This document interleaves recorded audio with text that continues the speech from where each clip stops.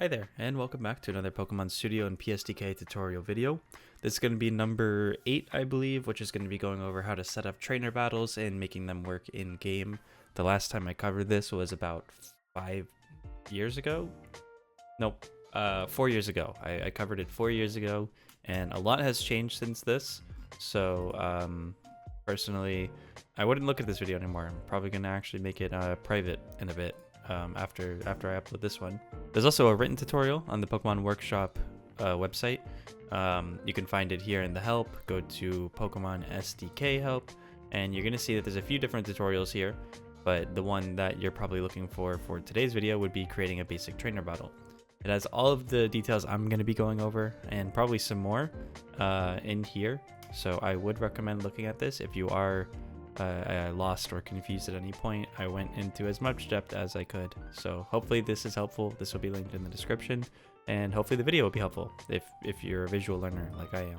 Alrighty, so as always, make sure your Pokemon SDK is fully up to date like we always do, and then click over here on database, and then click on trainers.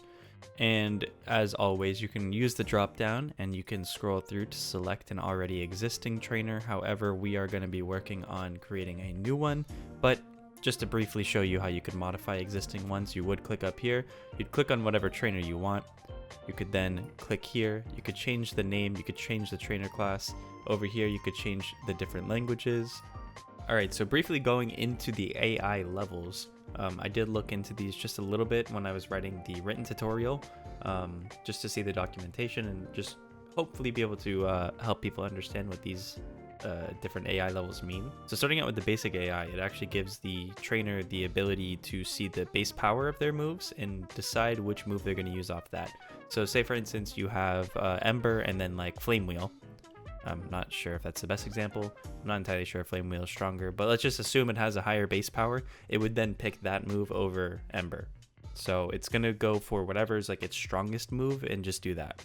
Over here at level 2, it's going to be able to start seeing type effectiveness, meaning if you're in a single battle and the trainer's using like a Charmander and you have a Bulbasaur, and say the Charmander has Scratch and Ember, it would prioritize using Ember over Scratch because it can now see the type effectiveness and know that that's the better move. At level 3, over here at medium, the trainer is able to do all of the previous, same with level 2 by the way. Level 2 can also see the power of their moves as well as the type effectiveness. Level 3 can see the power, the type effectiveness, as well as the category of the move, meaning that it knows whether to use a special, a physical, or a status move. And then over here at level 4, once we start getting to hard, is where things get a little bit more interesting, because this is when the AI finally gets the ability to start using items that the Pokemon is holding.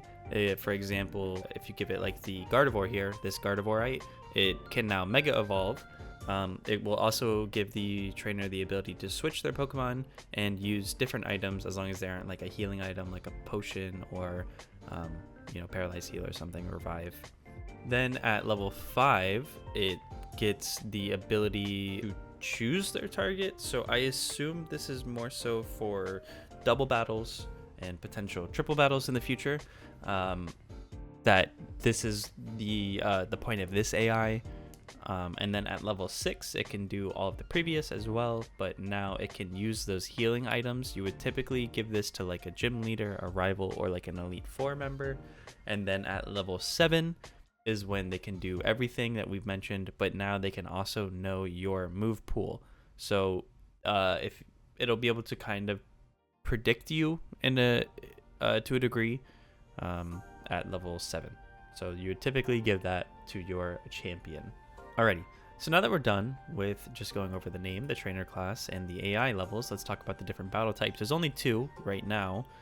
You have a simple and a double battle, but maybe in the future, PSDK might support triple battles or other types of battles. So that's what this category is about.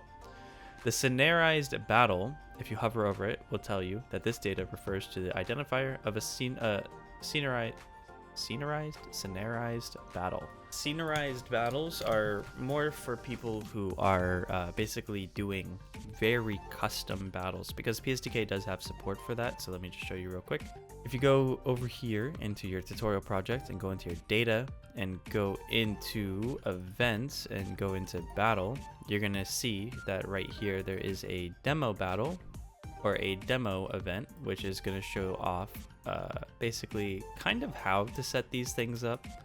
But again, this is a pretty advanced thing, so we're not really going to look into this. This will be something in the future. So for now, I would highly recommend leaving this at 0. Now the trainer sprite, when you click here, if you're creating a new trainer, this is going to say drop your files or explore your files. If you're editing an already existing trainer like I am, you're going to see it had that X when I hovered over it, and you can just clear it that way. Click on explore your files and then go over here to your tutorial project, go into your graphics, and then go into battlers. And then once you're in the battlers folder, you're going to notice that you're going to see all of these graphics here. You're going to have all of these different Gen 4 styled ones, and then you're going to have a few of these Gen 6 styled ones. You can find these as well on the sprite resource, so if you are using Gen 6 styled trainers, you can find more of these to use on the sprite resource online. So if you do need more of these, you can find them. Now, since we're using a lass here, I'm just going to keep using the same graphics. So we're going to click on the big one here, and then the money is the drop down of a base value. So here it's going to give you like this base flat value, and then here it's going to show you how much you actually earn. So you notice that it's 750 right now as we have this one Gardevoir, and if we change this Gardevoir's level, it would also modify the amount of money we get. So currently at a level 25, just a Gardevoir with the base money value of 30 would reward 750, but at level 30 it would reward 900. So you can see that the money does change. That's about it. That covers it for the information tab of trainer. So now if we wanted to modify their dialogues, if you wanted to edit what the trainer says when they win, you would modify this tab here. And if you want to change what they say when they lose, meaning when you win, you would change the trainer's defeat.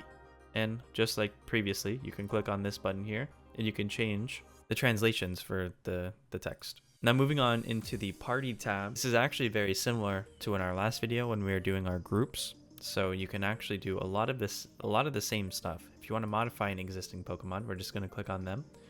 Pick the Pokemon here, the form here, and the level here, as well as their ability. If you don't select ability, it's going to pick one of their random abilities. It's not going to give you a random one from the entire list of abilities, but it's going to give you a random one between its 2 regular abilities and I believe the hidden, but I could be wrong. You can set a value for the nature. If you leave it on random, obviously it'll pick a random one. You can do additional information like a nickname, Mega Gardevoir. You can do if it's shiny or not. As you can see, this one is always set to be shiny. The gender is going to be random. The item that's being held is the Gardevoirite, so that it can turn into that Mega Gardevoir, and the Pokeball that it was caught in, you can modify that as well. If you want to change the loyalty, which I don't think you really need to do, by default I would imagine this was supposed to be a 70, but was probably just modified just like this ability in this item and the shiny rate was. So if we look into the moves, you can also set the moves just like previously with the zones. You can also change the effort values. I was incorrect in the last video, by the way.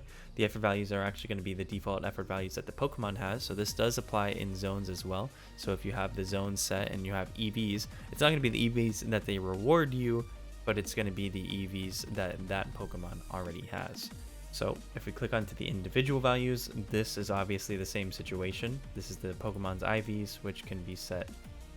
And I would highly suggest that you do set these, honestly. I think IVs and EVs should be set for trainers, and especially for gyms and rival battles. I think it will make your game a little bit more challenging at times, especially if you are giving held items, giving good team synergies, and just good move pools to the teams. I think it will make your game a lot harder without having to do things like artificially limiting people by doing like level caps or setting out things like crazy OP field effects and stuff. Like you can totally make a somewhat challenging game without all of that knowledge and having to do all that custom stuff by just really putting a lot of thought into the trainers' teams and setting IVs, EVs, and just good team synergies.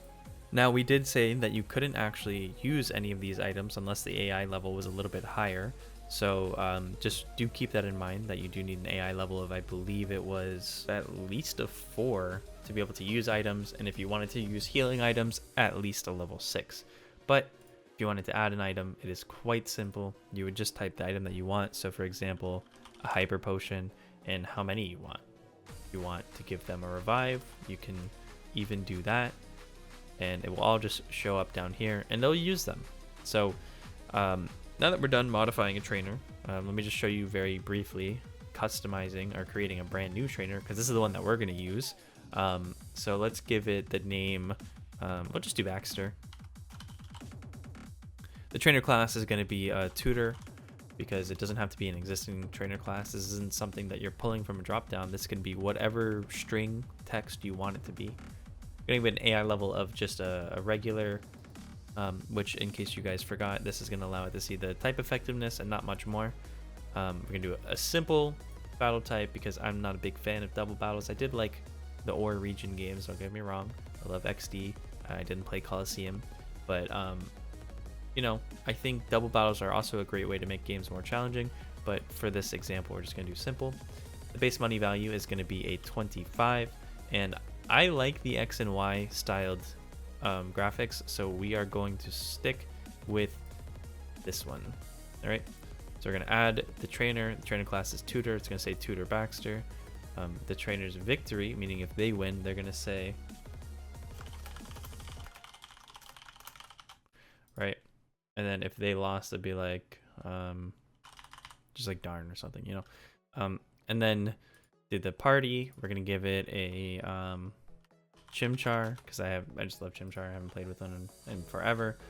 Gonna give him a Chimchar, and that's about it for now. I don't think we really need to do too much more than that, right? So we're gonna save our game, and we're gonna launch this in RPG Maker now, so that we can actually put our trainer in game so we can battle him. We open up our tutorial project here, and this is a map that I had previously made. Previously, we used this to show off the national decks working. And the different dexes and stuff. So now we're gonna clear these out, and we're gonna save, and we are going to go over here to the forest. Then we're gonna click on this bug catcher trainer, and as you can see, it's Gary the Scout. On the first page, it's gonna be on a parallel process, and it's gonna be checking to see if it can spot the player. So if you ever wanted one of those trainers that's gonna move around and look, or sorry, it's gonna look around, right? Like look down, right, up, left, or whatever. You would actually need to go over here to a custom move type, go to move route, and then you would just do like turn down, you know, like wait 10, turn right, and then you know, wait 10, turn up, and you would modify these weights. You test it in game, see if it's about as long as you would like, and then modify those if it's not what you would like, right?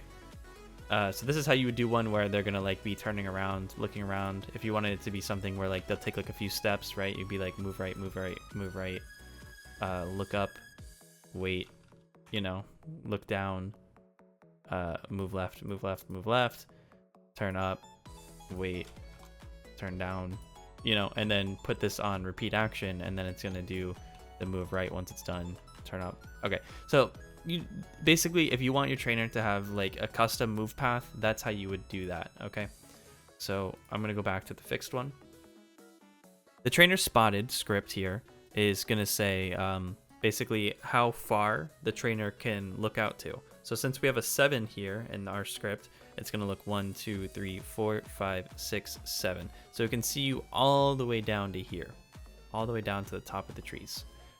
All right, and so if this condition gets met, if the trainer gets spotted, he's gonna walk up to you, and it's gonna turn on self switch A, which moves us over to the second page. On the second page, you're gonna see that there's gonna be some comments here that are gonna help explain how things work. And as always, make sure you have ran extend text at least once after you've opened RPG Maker. And then we're going to right click on this and we're going to edit it so we can see the full thing. It's going to say trainer I sequence, which is a function that's being called. It's going to pick the dialogue here, which is 516. And then it's going to say, thanks to trainer spotted, I was able to detect you. So this is basically, this is something that PSDK has support for. You can use multiple languages in your text, and it's going to check like these two numbers first, essentially, and figure out where to go from there. So you can ignore this part for now, as I'll try to go into bigger details into that later. So for you would do trainer I sequence and then the text that you want, right? And then you'd press OK. And then it's going to do down here, you have another script that would say start trainer battle. And then here you're going to see a number. It says 130. For us, we would do 280, as you can see right here. So our number would be 280. This is going to start a trainer battle. And under that, it also has another condition here, which says that you can lose the battle, which means it will continue if you lose. You can set this to true or false. It's entirely up to you how you would prefer your battle to work. And then once you're ready, you would press OK. And then right here, they show the text again, saying right here, this is going to be the text that it's pulling from, which again, I said you can ignore. And then over here, it's going to say /C, which is basically a color, a code for color. It's picking the third color, and the name is Gary the Scout. So the Gary the Scout is going to be colored, I believe this is defaulted to blue, and then it goes back to the default color of 0. It says trainer spotted 7, and then it's some stuff in French, right? Now, if you were playing this and your language is either English or Spanish, it will actually show that because of this 516 right here.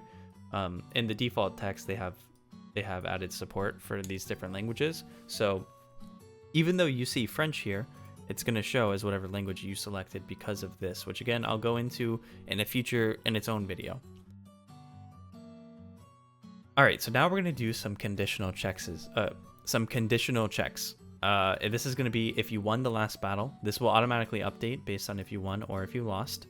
If you won, it's going to pull from a different text. As you saw before, it was 16. Now it's pulling from 17. He's going to say some message. This is going to be outside of the battle, obviously. And then the event is going to go back into its own position. So it's going to, if we were down here, right, all the way down here, and he caught us, he would move up 2 tiles and then turn towards us and then do nothing. Then if you lost, which is this else, because either you won or you lost, they left a comment here for you to understand. It says defeat. If you lost, we're going to heal the player and set another page for a rematch. So Gary's going to say something, and then he's going to heal your team by using the script command, Pokémon party heal.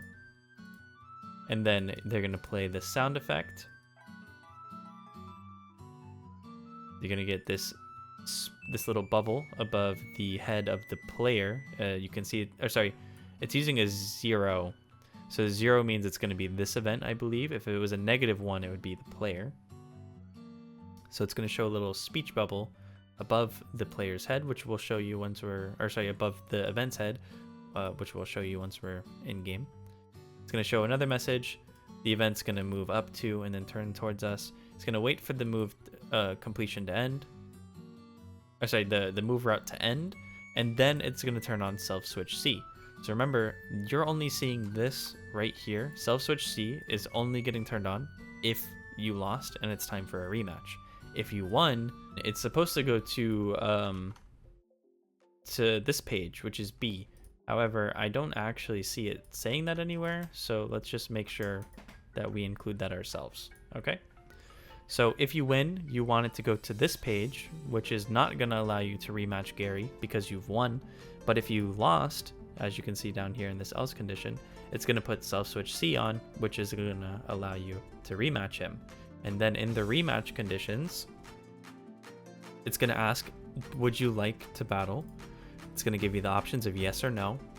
And then it's going to say, if you said yes, we're going to specify the battle background.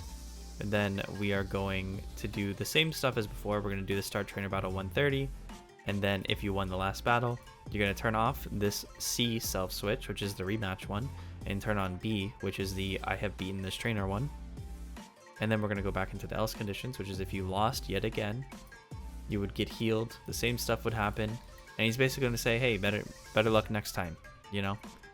And if you said no to battling him, then he'll just say, okay, no worries. We'll battle again another time, right? So that's it. It's very simple. There's a lot of all these different conditional checks and stuff that you can use to make your event even cooler. But we're just going to place him down here now that we've finished him. And just double check everything again. It does have our 280 here, which is the important thing. This is how it picks the trainer that we're going to battle. So we need to make sure that over here as well, it's also 280. Okay? So make sure on your rematch page, if you're going to include one, that the rematch is picking the same trainer as on your second page right here. Okay? So we're going to hit OK, and we're going to go into the battle now. Or we're going to go into the game now, and we're going to hopefully start this battle, and everything is going to work perfectly. Alrighty, so that took a little bit longer than I was expecting for it to open. However, if we go here to one of our saves, you can see that we're outside. I do have an event here already, but this isn't always going to be the case for you. Sometimes when you're loading in a map and you added an event to it, the event won't be there, or it will be in the wrong spot. So if that's happening to you, just make sure you're going inside and back outside, make the map refresh, and then you will be all good. So when we interact with him, it's going to call that trainer I sequence script. And before we start that, I just want to show something off real quick.